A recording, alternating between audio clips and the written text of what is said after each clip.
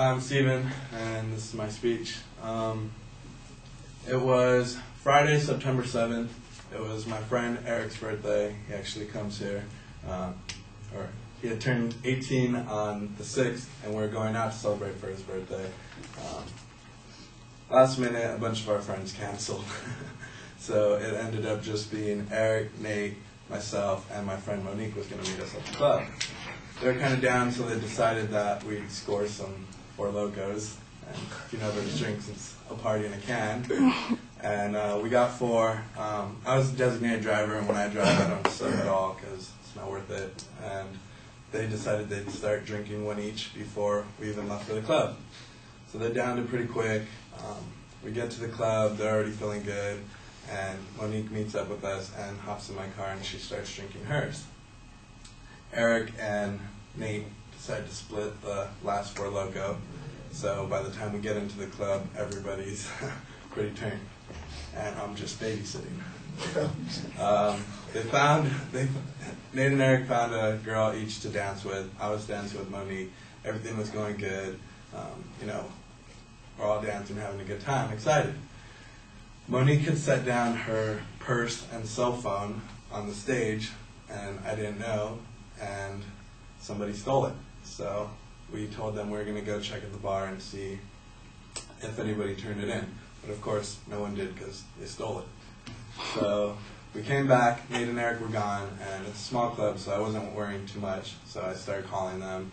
Still didn't get a hold of them, the music's too loud. We started walking around, we couldn't find them. It's now about 1:30, 1:45 in the morning, still haven't found them, and I get a text from my brother's cell phone, and it's Nate. He's like, hey, I couldn't find you guys. I walked outside, bumped into your brother, and hopped into the club next door. I snuck in because 21 and up, and we're only 18 at the time.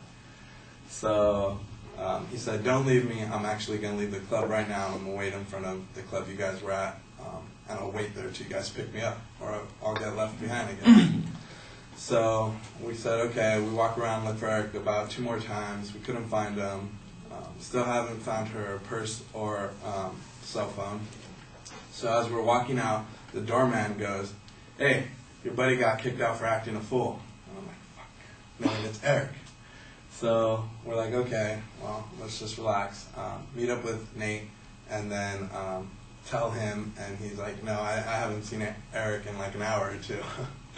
So we're feeling bad because we went out to celebrate for his birthday, and we lost him. So Monique decides she wants to go across the street to an on-duty officer and fill out a police report. While she's doing that, Nate and I say we're going to go get sweaters from the car, and we jog around looking for Eric.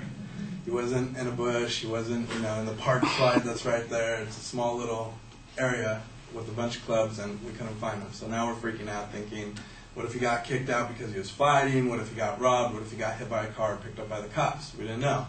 So we started stressing. We started hitting up our friends to tweet them and text them saying, if you're joking around, it's not funny anymore.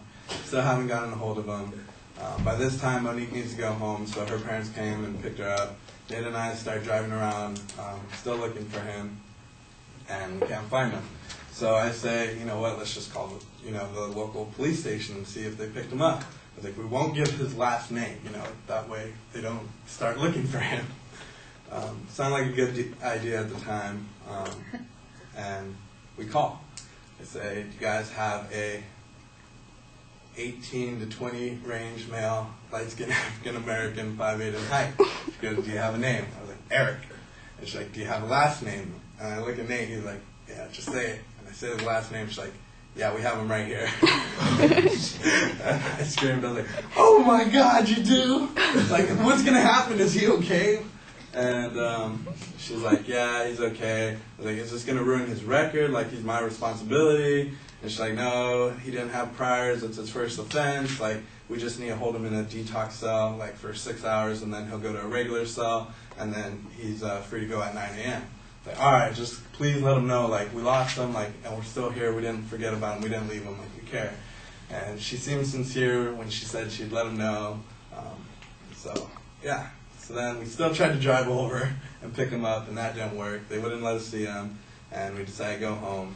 And then at 9 a.m. we went and picked him up, and go for forever be known as the day Eric got arrested.